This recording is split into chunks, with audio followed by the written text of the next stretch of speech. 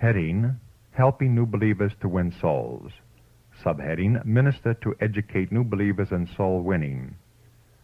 Place after place is to be visited. Church after church is to be raised up.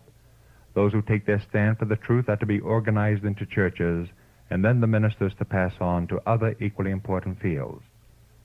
Just as soon as a church is organized, let the ministers set the members at work. They will need to be taught how to labor successfully.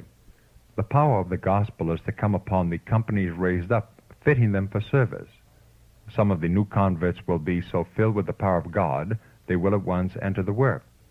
They will labor so diligently that they will have neither time nor disposition to weaken the hands of their brethren by unkind criticism. Their one desire will be to carry the truth to the regions beyond. Testimonies, Volume 7, page 20, 1902. Subheading: Stress personal responsibility to God. Personal responsibility, personal activity in seeking the salvation of others, must be the education given to all newly come to the faith. Personal faith is to be acted and practiced. Personal holiness is to be cultivated, and the meekness and lowliness of Christ is to become a part of our practical life. The work is to be thorough and deep in the heart of every human agent. Those who profess to receive and believe the truth are to be shown the deadly influence of selfishness and its tainting, corruptive power. The Holy Spirit must work upon the human agent, else another power will control mind and judgment. Spiritual knowledge of God and Jesus Christ, whom he hath sent, is the only hope of the soul. Each soul is to be taught of God, line upon line, precept upon precept. He must feel his individual accountability to God to engage in service for his Master, whose he is, and whom he is required to serve in the work of saving souls from death. Manuscript 25, 1899. Subheading: Baptismal Vows, Pledge to Win Souls. God's people are to feel a noble, generous sympathy for every line of work carried on in the great harvest field. By their baptismal vows, they are pledged to make earnest, self-denying efforts to promote in the hardest parts of the field the work of soul saving. God has placed on every believer the responsibility of striving to rescue the helpless and the oppressed. Australasian Union Conference Record, June 1, 1903. Subheading: Truly converted will work for others. Divine grace in the newly converted soul is progressive. It gives an increase of grace, which is received not to be hidden under a bushel, but to be imparted, that others may be benefited. He who is truly converted will work to save others who are in darkness. One truly converted soul will reach out in faith to save another and still another. Those who do this are God's agencies, his sons and daughters.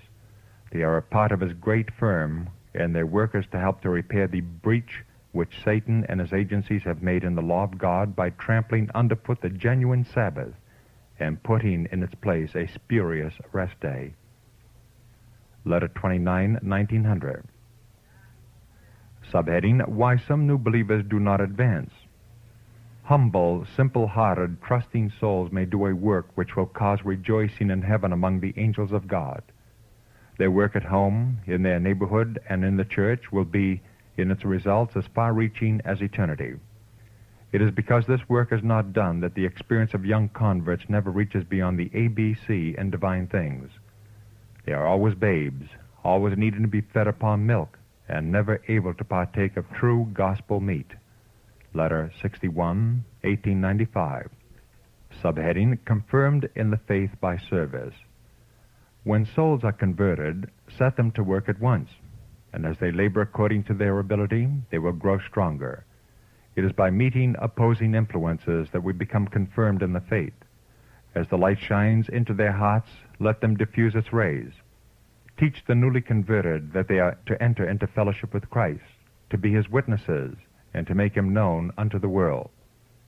None should be forward to enter into controversy, but they should tell the simple story of the love of Jesus.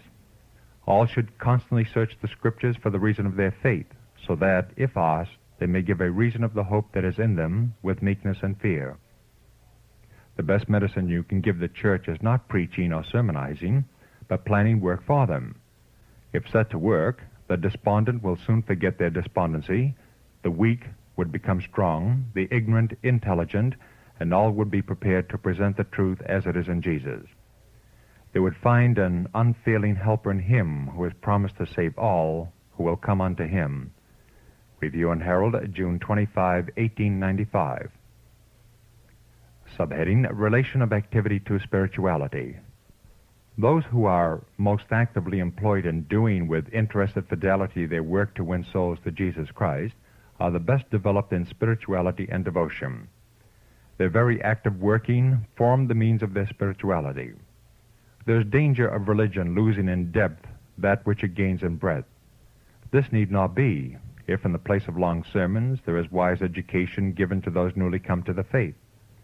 Teach them by giving them something to do, and some line of spiritual work, that their first love will not die but increase in fervor.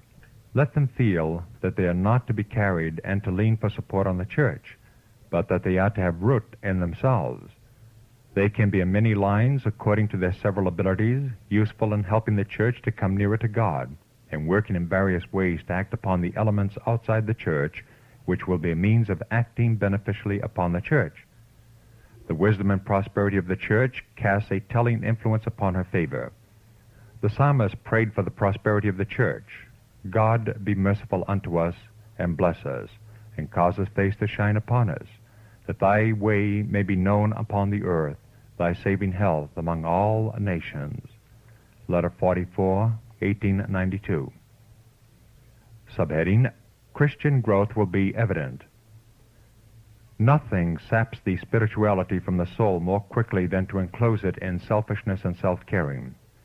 Those who indulge self and neglect to care for the souls and bodies of those whom Christ has given his life are not eating of the bread of life, nor drinking of the water of the well of salvation. They are dry and sapless, like a tree that bears no fruit.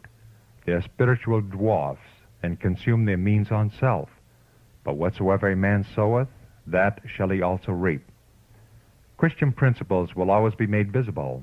In 1,000 ways the inward principles will be made manifest. Christ abiding in the soul is a well that never runs dry. Review and Herald, January 15, 1895. Subheading, To keep the church alive by service. Let him seek to keep the church alive by teaching its members how to labor with him for the conversion of sinners. This is good generalship, and the result will be found far better than if he should seek to perform the work alone. Review and Herald, April 23, 1908.